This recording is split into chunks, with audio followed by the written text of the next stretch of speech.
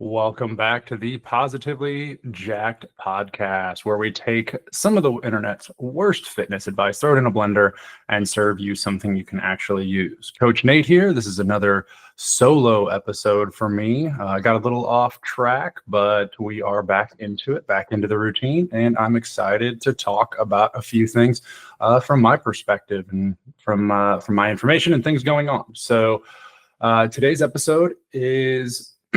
It's an interesting one. It's one for anybody who has set a big, bold goal, right? Something a little bit almost fear-driving, aspirational. Built the plan, followed the plan, and then you hit a wall so hard that it made you question why you even started. And this recently happened to me. It's happened to me on a couple of occasions, but most recently it happened to me. And so I thought it would be a good note to go over because I feel like we all have done that, where we've set a goal that at the time seemed feasible or probable. And then we get to the execution of it and we get a little bit over our heads. So it's a time where you can choose to back away. It's a time where you can completely deflate your motivation at all and just limp your way through, or you can pivot and it might be the most powerful part of the process. So I'm going to be going through essentially what happened recently in my training and the things that led me to a very strong pivot and some hopeful results from that pivot and where we can take that into different things. So as always, if you could please like and subscribe and share some of the content, we would greatly appreciate it. If you really like us, please leave us a review on Spotify or Apple Music. We like to engage. We like to make sure that our content is relevant and needed and appreciated. And that's where we get that feedback from. So if you would not mind, we would appreciate it. But before anything else, let's get into it. So I'd like to start with the plan that broke me. And what I mean by broke me is this plan that I had drove me to a point where I was incredibly uncomfortable, incredibly unhappy, and just felt as though I wasn't getting any better over the matter of about 2.5 months. So last year, for anybody who's listened to us for a while or knows me, I ran my first half marathon. And to give you context, I have been a fast twitch athlete, both genetically and sport bias wise, since I was very young. I was a thrower in track and field. I played football in high school. I threw in college. I Olympic lifted in college. I did CrossFit. For the most part, everything I had done was biased to, under an hour of work, well under an hour of work, maybe upwards of 30 minutes, with the exception of a few bouts of training and programming from someone that I had as a coach. So last year I ran my first half marathon, which was a big goal in itself. And I had the goal of running it at a 9-minute pace, which was a solid time, a very solid goal. And I did it. It was a race I'd never run before, and I had never run more than 10 miles in the training, but I went out, I executed. It was a perfect day for the run. And it happened. So naturally, I thought, let's look at the next step. Let's look at the next way to push myself in this domain. And the next, somewhat logical jump is go to a marathon, right? Everybody does a half marathon. There's even a few comedians that joke that if you do a half marathon, did you really do anything? And so I was like, all right, let's look at a full marathon, 26.2 miles. But it wasn't just the marathon that I had as a goal.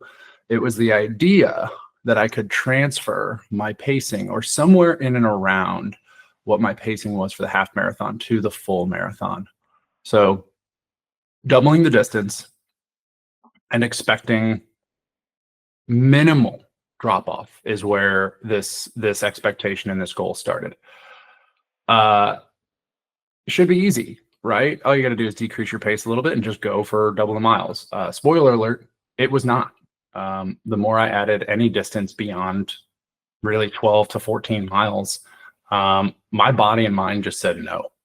And it said no in a lot of different ways that really just completely stopped the activity in the middle of me doing it. So I get about between 12 and 13, 14 miles.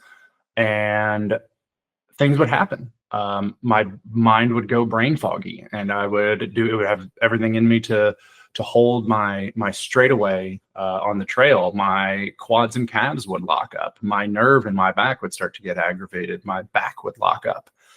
So between cramping, mental fog, and overall just body breakdown, I couldn't make it past 12, 13, 14 miles without my body hitting a hard stop. And this came even while I was decreasing my paces week by week. So I was getting longer and trying to get a controlled slower, and it just was not lining up.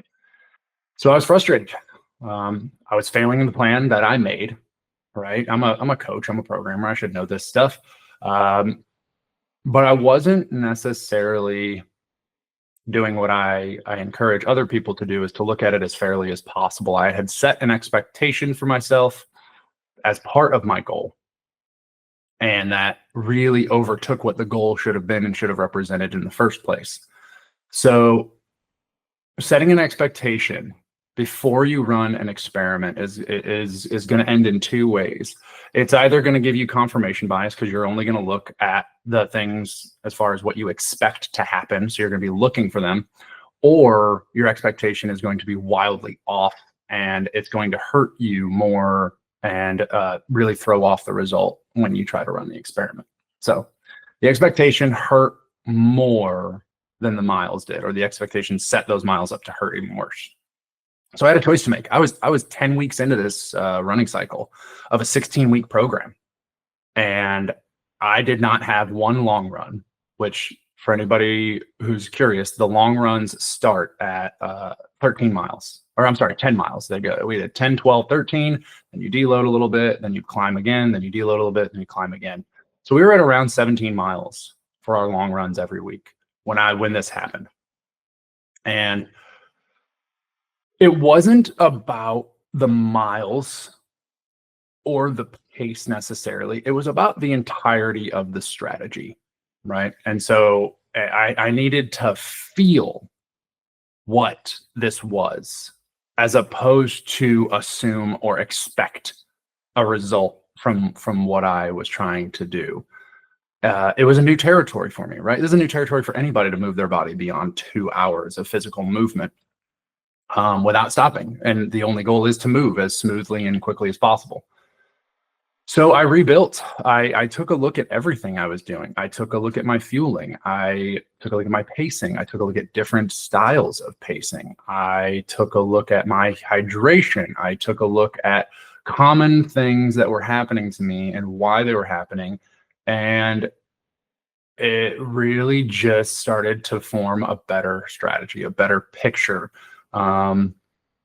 And I was letting go of the expectation that I had and more gravitating towards what was within my locus of control, to make it a finishable race, a race I could execute, period, not just execute at a specific speed. Everything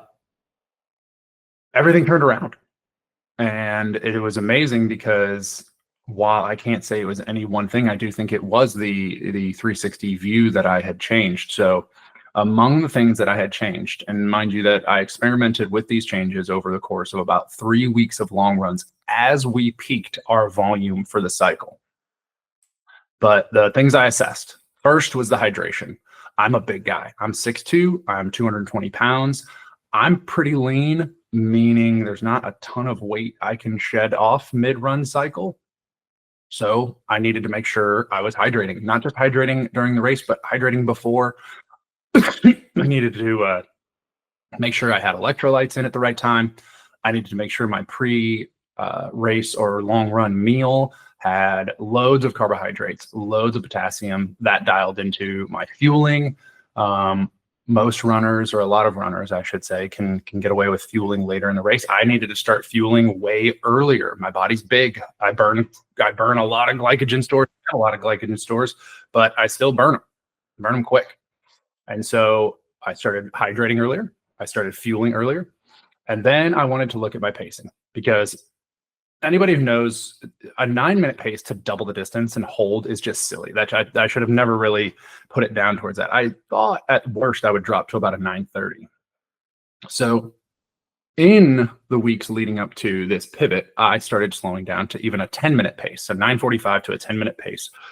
Slow jog, almost uncomfortably slow. And it didn't seem to help. The slower I got, I still was extending time on my feet, which was really what was getting to me. And so what I started to do was look at a run walk, because being a fast twitch athlete, as well as training in the ways I have, intervals are very quickly recoverable. And so what I started to do was take a look at it, and I experimented with some run walks. So I started with an 8-minute on, 2-minute off pace, and it initiated into one of the better long runs that I have had, which is saying something, because I'm 10, 11 weeks into this cycle when I started this. And so with that run walk method, I started to say, okay, now I can leave a long run without feeling like I took more from the tank than I had to give. And then the next long run, I experimented with a new pace. It was 6 minutes on, 1.5 minutes. So a similar ratio, exact same ratio, really a quarter. And I felt even better.